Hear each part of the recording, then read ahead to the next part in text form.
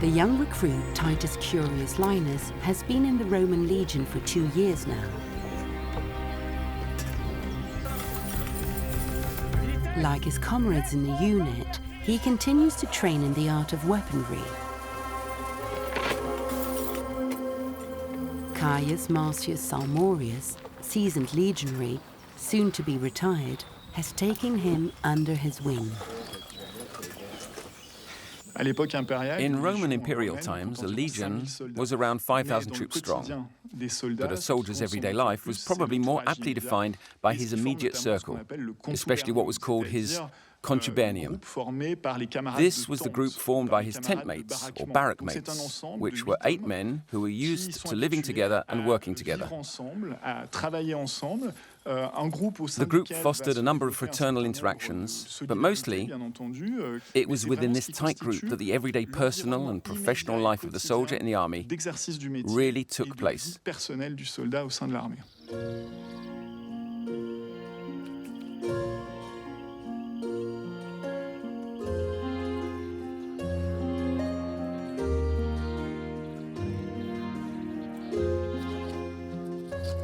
Long-standing comrades can be randomly dispatched and separated by troop movements, but some friendships overcome the parting.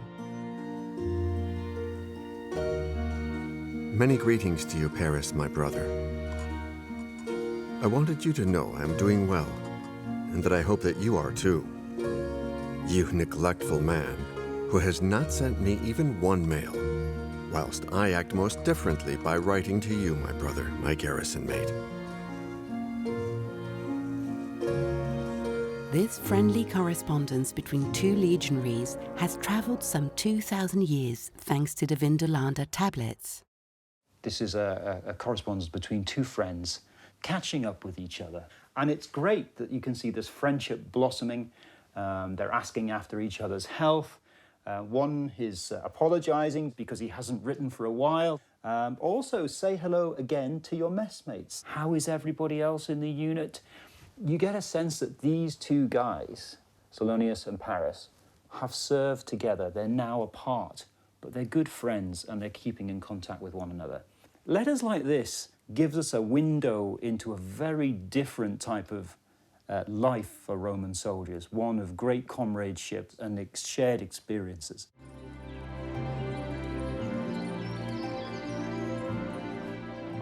Archaeological digs reveal items bearing witness to moments of recreation shared by garrison comrades.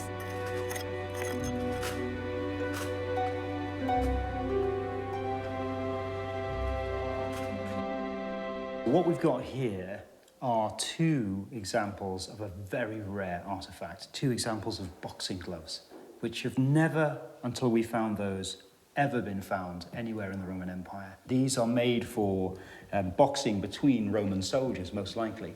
But it just reminds us that buried under the soil, under the ground of Vindolanda, there are still some incredible and unique things, little insights into different parts of daily life. They show us, a landscape of entertainment, of gambling, of all the things that we associate with boxing today were here on the frontier 2,000 years ago.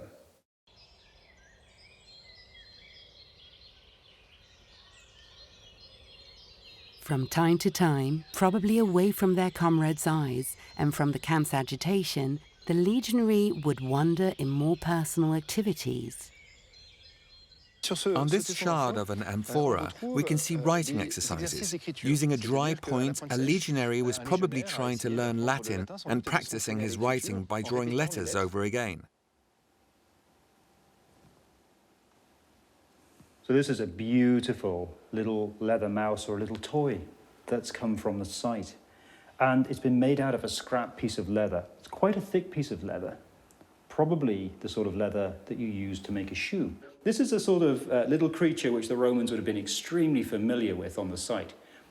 Little mice like this will be running around in the rooms in which these people were living. So it's quite good fun that somebody's had a sense of humour and they've made a little toy mouse. And what I love about artefacts like this is it's a bit of fun. It's not just the utilitarian Roman army boot or shoe or weapons. It reminds us that we've got a humanity here, we've got a community here.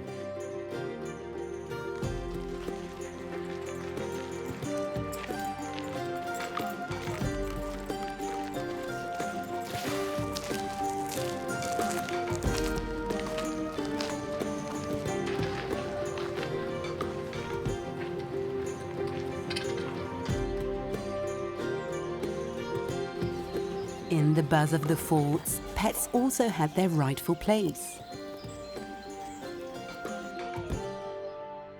We've got animal skulls from lots of different creatures here, including some of my absolute favourites, some of their pets. So here we've got a complete dog skeleton. This dog was found in the ditch. The only bit that's missing, the legs here at the back, the toes of the dog. And the reason for that is that although this was somebody's pet, it's still a useful animal, and they've taken the hide, the skin off this dog before they've thrown the carcass away to recycle it to use to make clothing or other items. We also have a few cats as well. And these are much more rare, perhaps not surprising with all the dogs running around. And of course, they're much less useful to the Romans than the dogs. But they're good for hunting down vermin, keeping the mice under control. So it's a real vibrant mix of creatures that are in this space.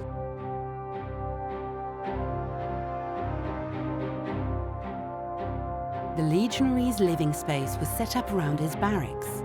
The architecture of Roman forts was uncomplicated and always based on the same model. Therefore, it's easy to identify the different buildings from the compound when apprehending a new excavation site. So I'm walking up a barrack street of Vindolanda. On either side of me, we've got rows and rows of little rooms, like a motel, each door offset from the other to give an element of privacy. The living quarters of the centurion are situated at the end of a row of barracks used by troops. Commander to 80 legionaries, the rank of centurion grants him the privilege of a larger space to himself. Finally, the senior officer commanding the garrison lives in a vast, comfortable residence, the praetorium. Besides the rooms, it comprises private bathrooms, an interior garden, a reception room, and bedrooms for the servants. So the Roman army regiments here come from all over the Roman Empire, but very often they weren't led by men from the same province in which they came. And we know this through evidence from the altars left behind by many of the commanding officers who were stationed at Vindolanda. These lovely, beautiful stones were found in the praetorium, the commanding officer's house of the 4th cohort of Gauls.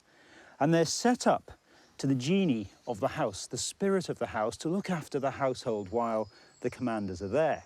This particular one is set up by the prefect, Petronius Fabricius Urbicus. He's a citizen of Italy, and he comes from the province of Brescia.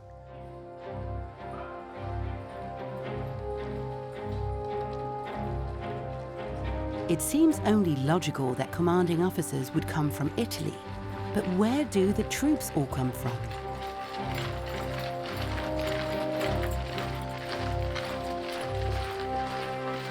In the early years of the Roman Empire, during the 1st century CE, the Roman army was still very much on the move.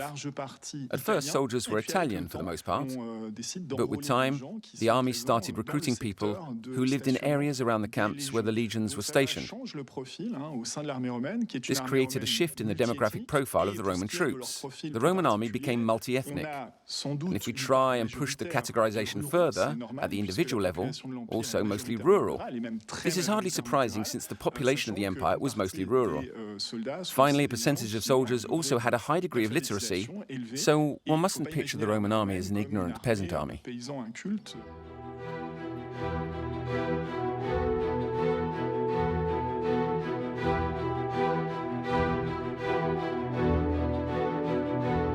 Did the typical profile of the legionary vary according to its garrison? Were soldiers stationed in Lugdunum, one of the great cities of the empire, any different from others?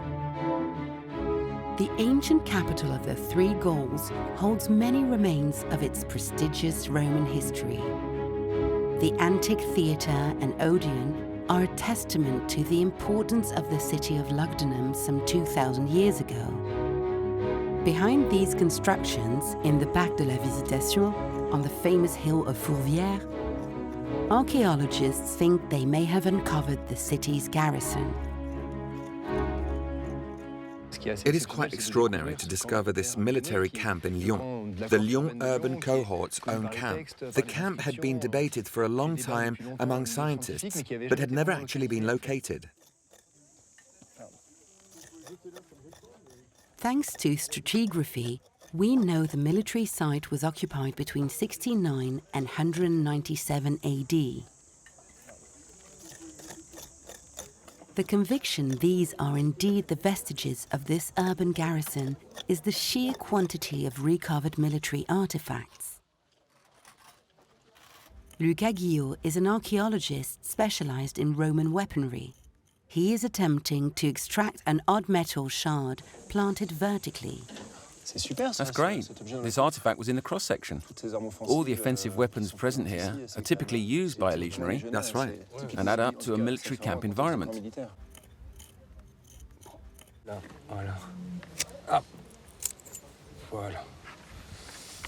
you go. Hidden in its corroded envelope, the weapon is hardly recognizable. It looks like a thick pike. Yes, I think it is. Everything about flag holders have a pike-like look. But there's something there. The quantity and variety of the items that have been unearthed have improved our knowledge on the Roman soldiers' military equipment.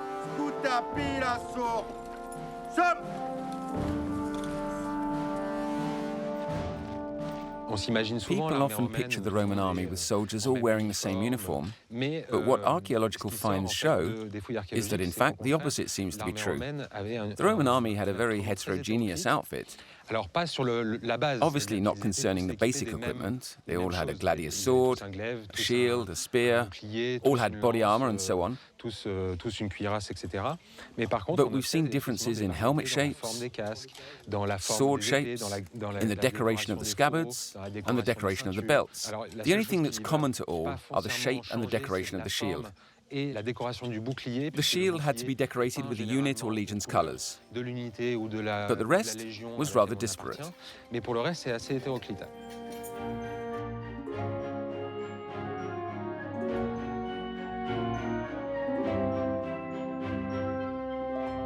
Archaeologists are logging all the weapons that have been discovered along the year.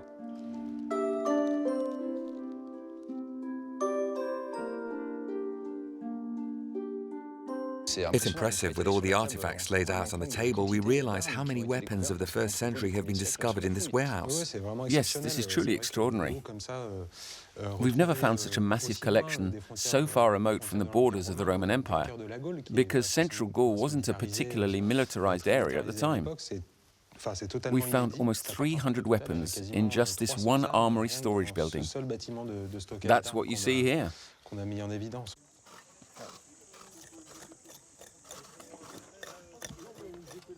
Is the plethora of military equipment an indication of how many legionaries lived there? How would the camp be organized and what could be its extent? Excavating a full camp in an urban setting is really quite complex. Camps are very vast. We need to dig thousands of square feet to map the camp entirely. When you deal in urban archaeology, it's always a challenge because life goes on. Buildings, houses, streets, possibilities are very limited.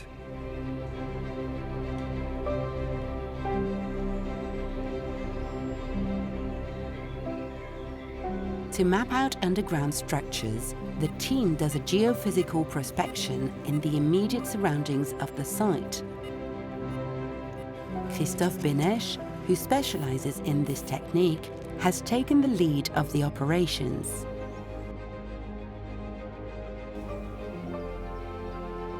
Come back to the left a little. Perfect. When you want, there you go. The radar method consists in probing the ground with sound waves and recording their reflection. They vary according to the nature of the different layers. Here you can see quite deep reflections.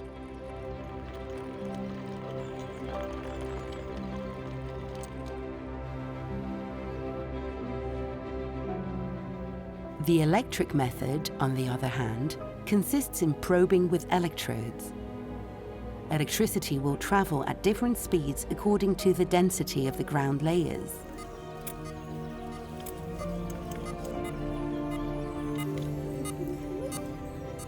What's interesting to us here is this deeper zone, which is more conductive. It means that the filling there is different from what's at the beginning of the reading and different from what's further down the slope. This could be the indication of something more like a terrace filling.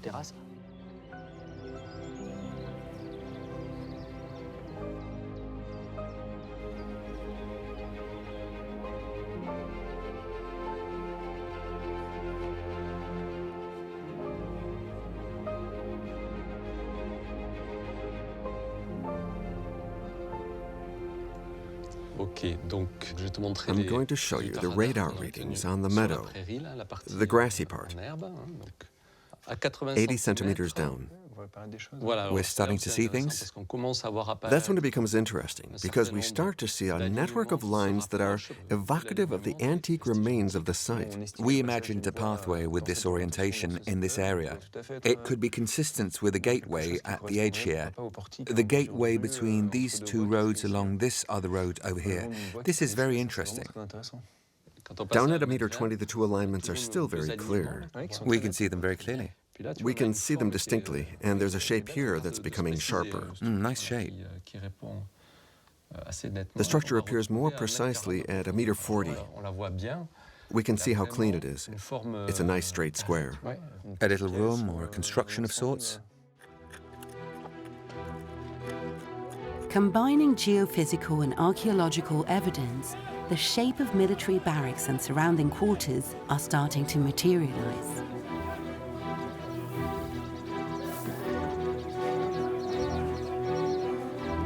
We're like children discovering the 3D model of the ruins we had long imagined, coming to life thanks to this new technology.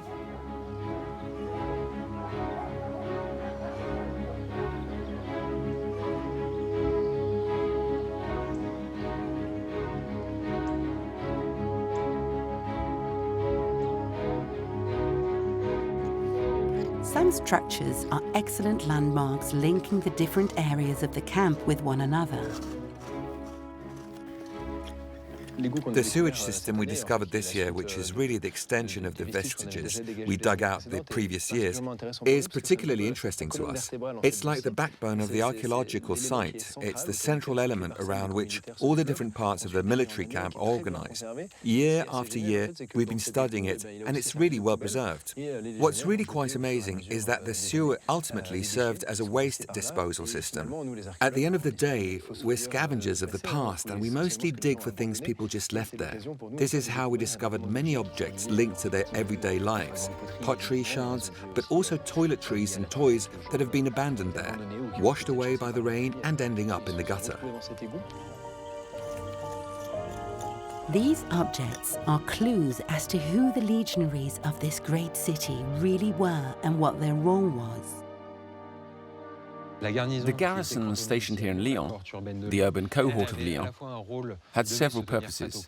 It had to be ready for combat, that much is certain, but as a colonizing force, it also had a double role of policing force and an administrative role with the governor of the province of Lyon. They also held a judicial role. Therefore, it's highly unlikely that these men, in their daily lives, especially in the role of policemen, wore their whole warmongering outfit and body armor. He may not always wear his cuirass, but the legionary never leaves his cingulum, his ornate belt which holds a scabbard for his gladius. This military belt, because it's ornate, because it's displayed for everyone to see, affirms in reality the identity of the soldiers as part of a group, which is the Roman army.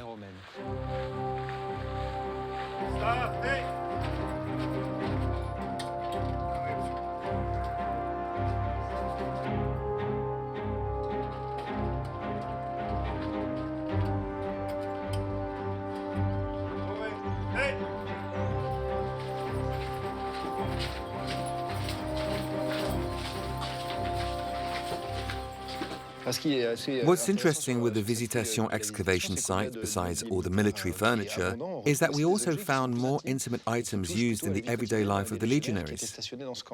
We have a lovely collection of domestic items, objects of everyday use. See, there you have a nice collection of items for games. Indeed. Like this series of dice. Yeah. This year we found quite a few tokens made of bone, tokens made of glass paste. Okay. But the varieties of the items indicate several different board games must have lost pieces on this site. Okay. And here, those are toiletry items? Indeed. We have a bunch of items related to self-hygiene. Here we have a mirror which is almost complete with the beginning of a handle. This one is also pretty nice because you can still see your reflection in it. We have lots of little things used in hygiene, like these little tweezers, this perfume spoon, and an ear pick. It shows how important self-care was to the legionaries after all.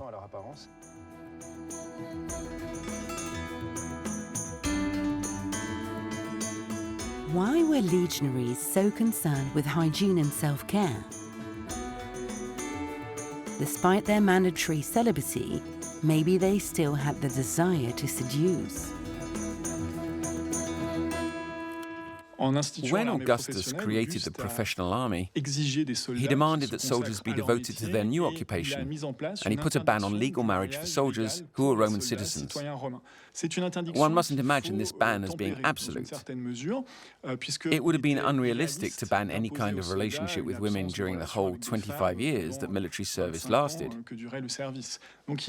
There were relationships that occurred, which sometimes resulted in children,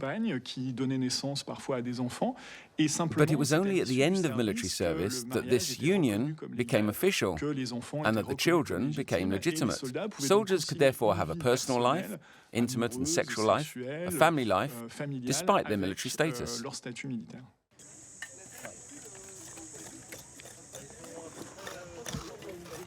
Archaeological finds indicate Roman military forts would also house women and children.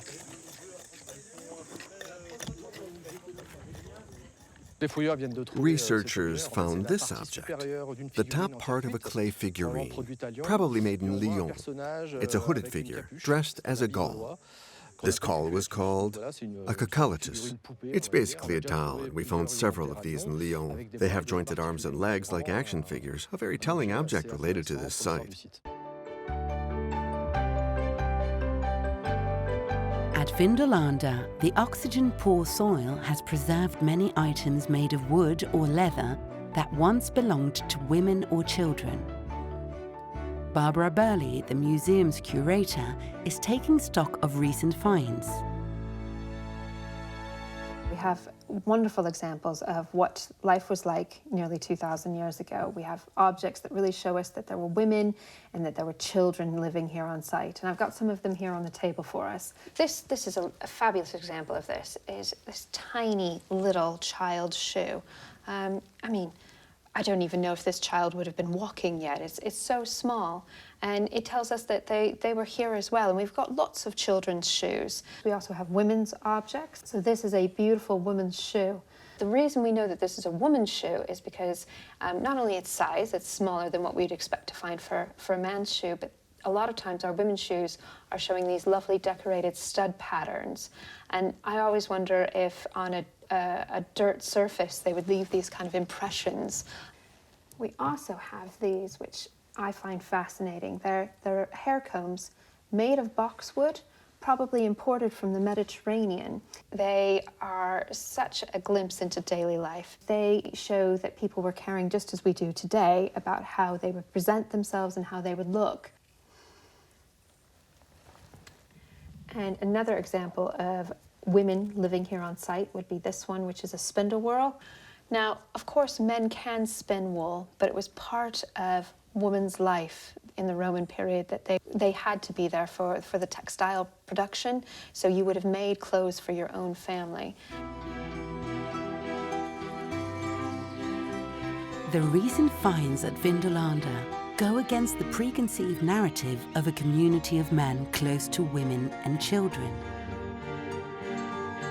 This short wooden sword is proof that children would spend time playing games, but other artifacts shed light on another, more serious aspect of their daily lives: homework.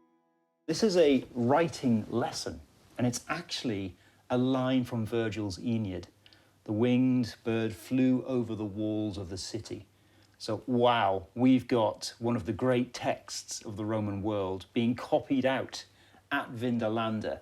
It came from the commanding officer's house, and we think what we've got here is somebody learning through using the classic text, just like we do at school today, how to read and write in Latin.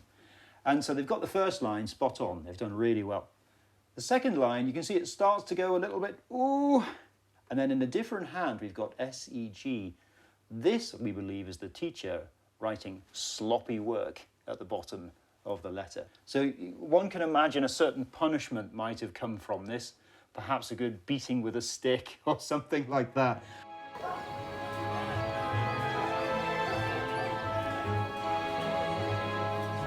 Over the last 30 years, archaeology has transformed our vision of life in Roman garrisons 2,000 years ago.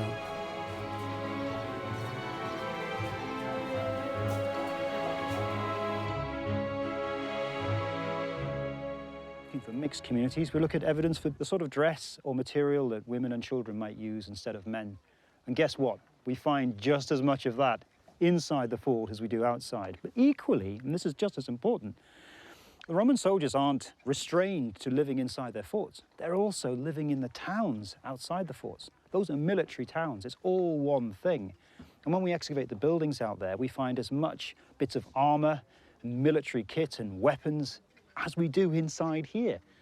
So that fort wall that goes around us here, separating one side of a settlement from another, it wasn't the Great Divide. It wasn't the huge barrier between movement from one space to another.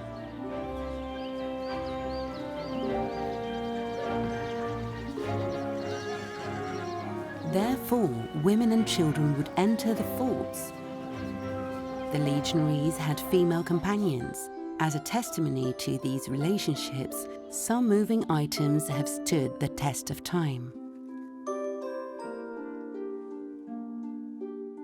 This is a woman's gold ring, and it, just around the very edge of the stone, has an inscription that actually says, "My darling," or "My soul."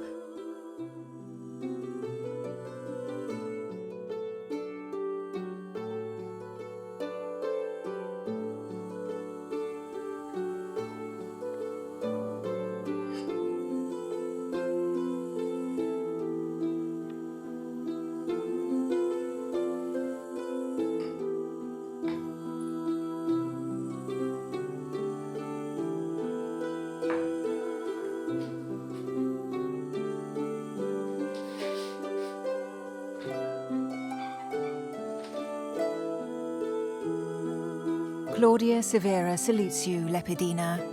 I'm sending you this heartfelt invitation for my birthday on the 11th of September. I hope you can join us, as your presence would make this day even more enjoyable. This is a very famous letter from Vindolanda. Most of the letter is written by a professional scribe, and you can see how beautiful and clear the writing is. But at the bottom of the letter, the farewell greeting, "My dearest sister, my dearest soul," is written in a different hand, and we think this is some of the earliest female handwriting that survived from Western Europe.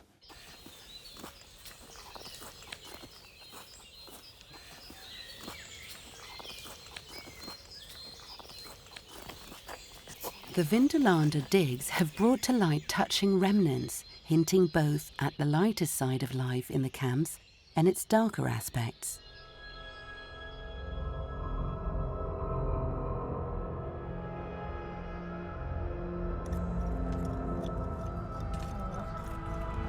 Trudy Buck is an anthropologist.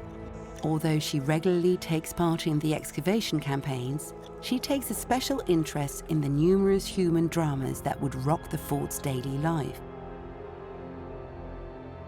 For the last few years, one mysterious case in particular has caught her attention.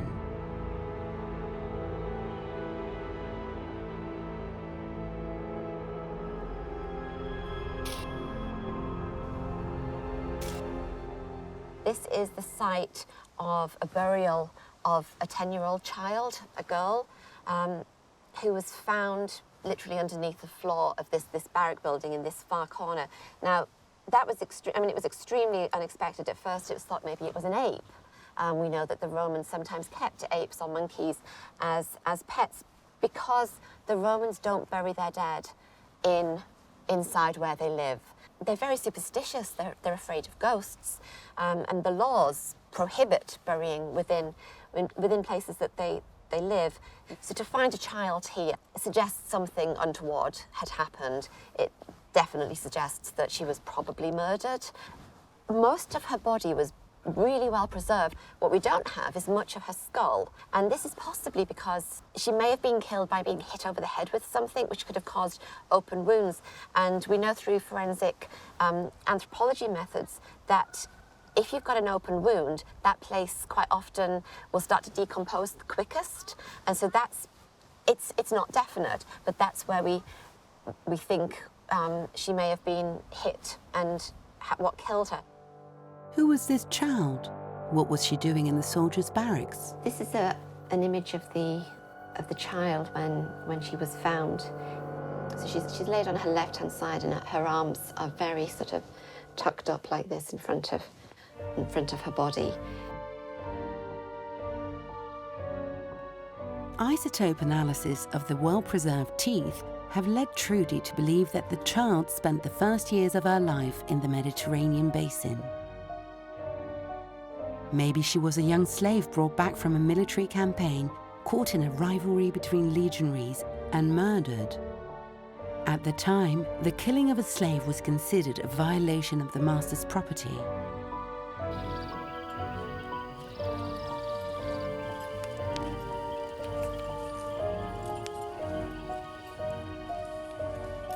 Legionaries were not immune to occasional jealousies, quarrels, and skirmishes.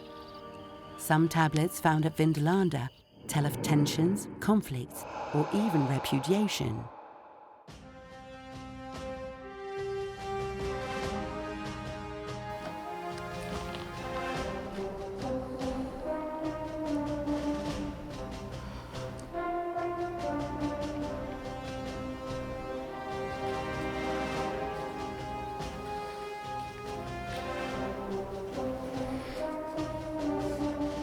Caecilius Secundus salutes you, Julius Veracundus.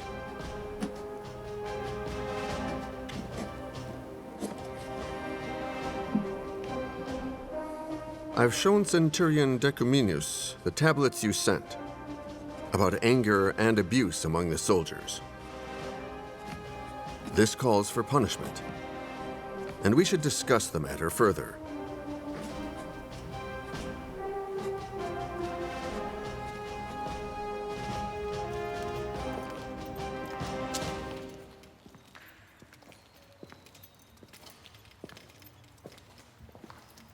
Discipline among legionaries was paramount. Even when the empire was not at war, frontier garrisons had to stop local rebels from raiding Roman colonies.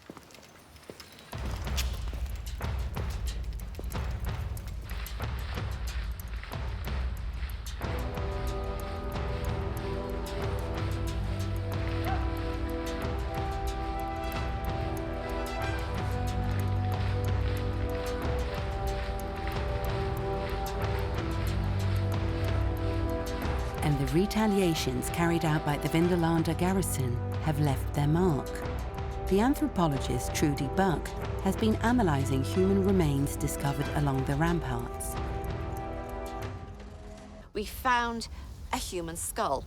Now, this human skull has very likely been on a spike at the side of the ditch. We have another one from the north ditch as well, so sort of at least two on either side, and it seems clear that they have brought back trophies of the men that they've killed in battle, and they've displayed them on the side of the ditches that are surrounding the forts.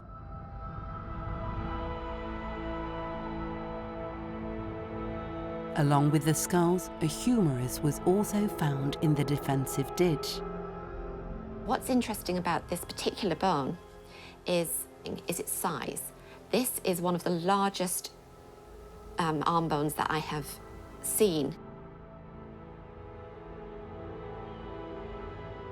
Another interesting thing is it's got this shine all the way around the main shaft. This is the type of shine or patina that you get when people handle bones a lot. This has been some sort of trophy that has been brought back after one of the battles, presumably somebody's pride in defeating somebody who's quite so large and quite so muscular. And the amount of shine on this sort of really gives an idea that somebody has been telling stories around the campfire about sort of the time he defeated the champion of the enemy.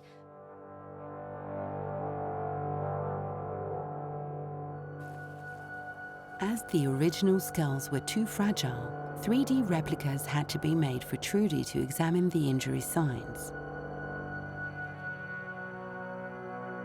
A sword cut on the right, a bashed-in fracture on the left, and a gladium perforation at the top. This Breton warrior was a tough nut to crack.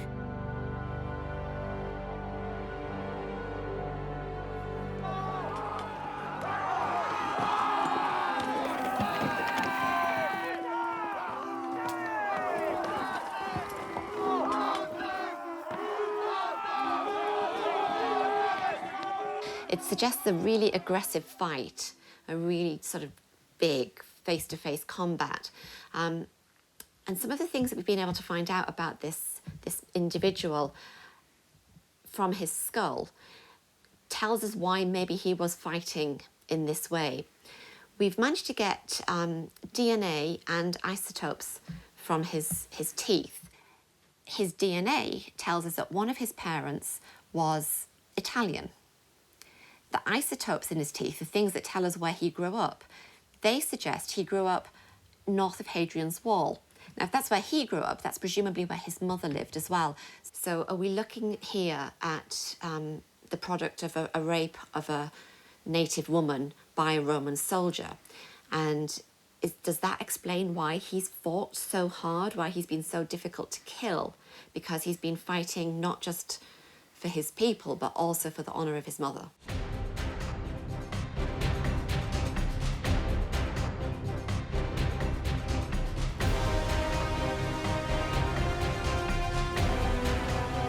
Wounds sustained by Breton warriors, as shown on their bone remains, as well as the macabre display of trophies, give us a glimpse of the occasional violence of garrison life. Even in the city of Lugdunum, burrowed deep in the heart of the empire and safe from the barbarians, excavations revealed outbursts of past chaos.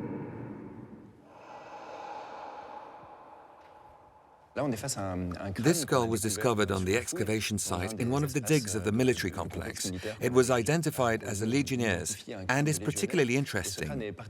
Its composition allows us to think it was severed from the body and put on display in the military complex for everyone to see. This rather macabre arrangement was, however, rather common in antiquity. What circumstances led to the violent death of this legionary from the Lyonnaise garrison? His skull was discovered in a particular layer of soil, which means his execution coincided with a dramatic event. Occasionally, a find will give us information about specific events. This seems to be the case here. A major battle took place in Lyon on the 19th of February in 197 CE. The Battle of Lugdunum is a turning point in Roman history, marking the end of 4 years of civil war. Two Roman armies were pitted against each other. Expedite.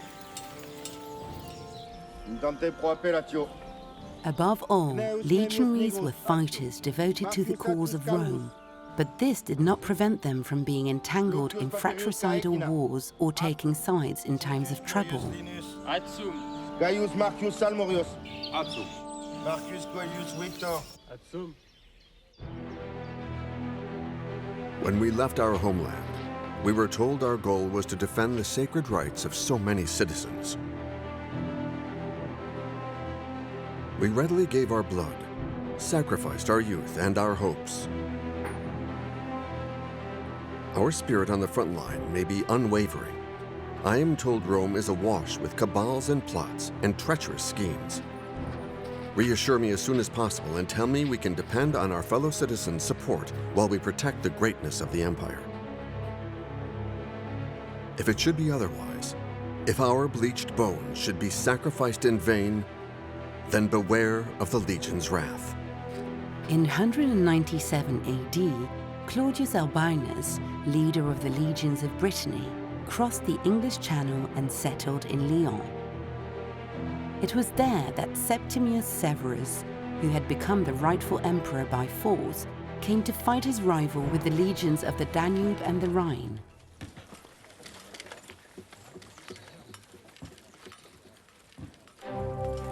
Whether young recruits or seasoned soldiers, these legionaries who had vowed to defend and protect the Empire probably never imagined that one day they would have to fight their brothers in arms.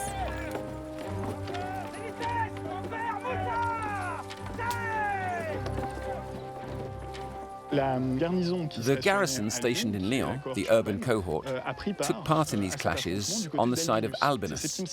Septimius Severus won. He not only defeated Albinus, but his troops also plundered the city.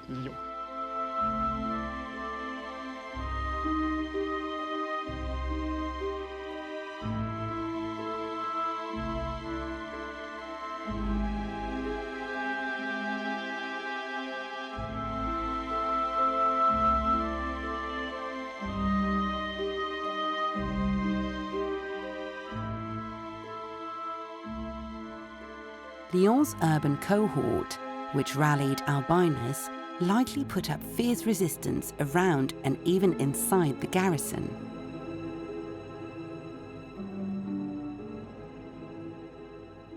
These arrowheads come from the last phase of the camp's occupation when it was abandoned, destroyed and probably captured at the end of the Battle of Lyon when the town was ransacked. Some of them are intact, but some are broken, like these ones. The tip is completely broken off, the barbs are twisted. These artifacts are characteristic of a battlefield. They were found on the ground in the camp. It clearly shows that the invasion of the camp at the end of the Battle of Lyon was violent.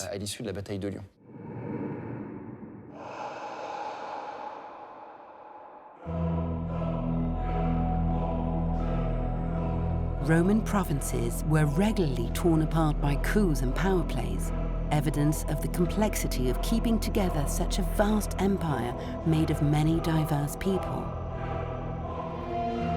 Invested with divine power, the emperor embodied the unity of the empire. His effigy appeared on the standards carried by the legions. These created a sense of belonging and loyalty running deep in the veins of legionaries. Shared rituals offered a special occasion for seeking divine protection. War is no trifling affair. Men put their lives on the line. It should only be carried out under the supervision of the gods.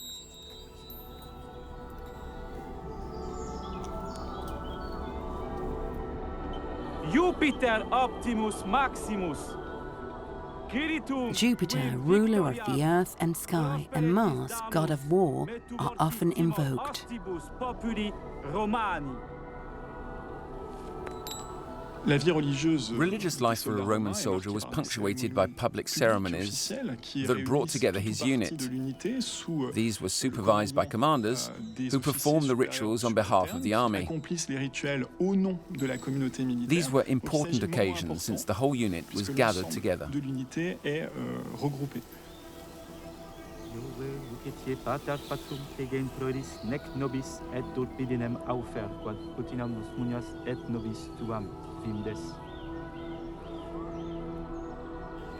Archaeological finds reveal that along with public ceremonies, legionaries carried out a more intimate and more personal spiritual practice.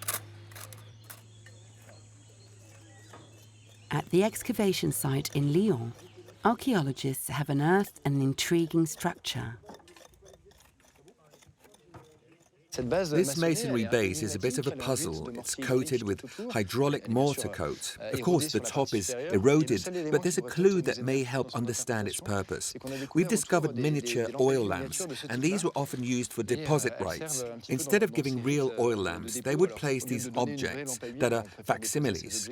This could be a small altar, like the ones you'd find at street corners, where it was customary to deposit gifts for deities.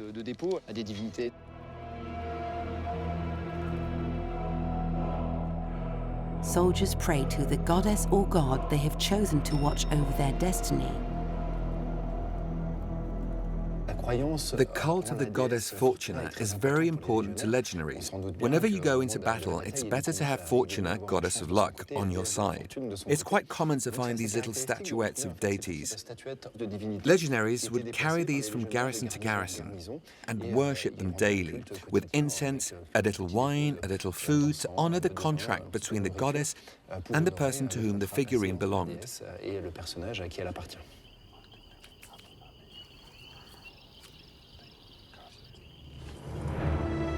Another deity was particularly dear to Roman soldiers, Mithras. The Temple of Broccolitia, near Hadrian's Wall and Vindolanda, was dedicated to him. An all-powerful god of sunrise, of victory of light over darkness, of life over death, Mithras also protected the herd and those who defended the land, the soldiers. His statue depicts him wearing a crown with ornaments pierced by rays of light.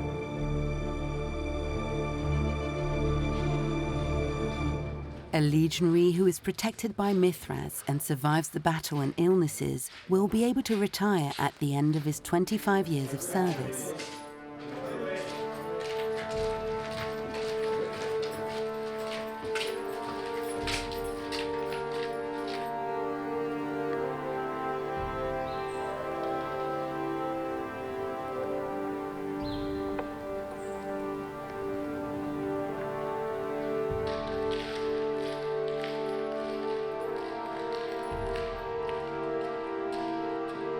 Caius Martius Salmorius, Cai Filius, Orati, Awe Gentorio. Optime, Miles. Optime.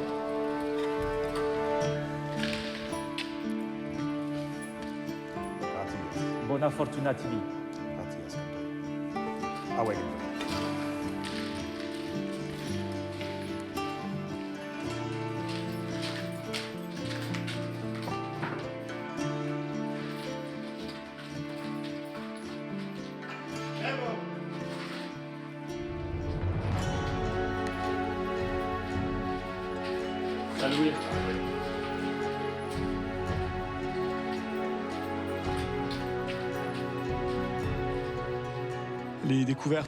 Recent discoveries should help us demystify the Roman soldier and the Roman army and realize that our vision is far removed from reality. We were led to believe by modern culture, like cinema and TV series, that legionaries formed an extremely disciplined war machine. We need to shed this idea of a war machine. Soldiers were human. They felt emotions, they were sometimes afraid in combat, and they didn't always follow orders. And they had lives beyond their military service. They had relationships with civilians. They had families. They had to deal with material and personal matters. They were both warriors and family men, with a life both inside and outside of the army. A life that was not that of a faceless automaton, but the life of a human being.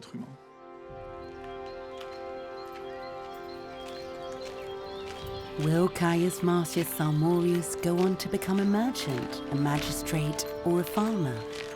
Will he settle on the land allocated to him as gratification? After all, he's only 50.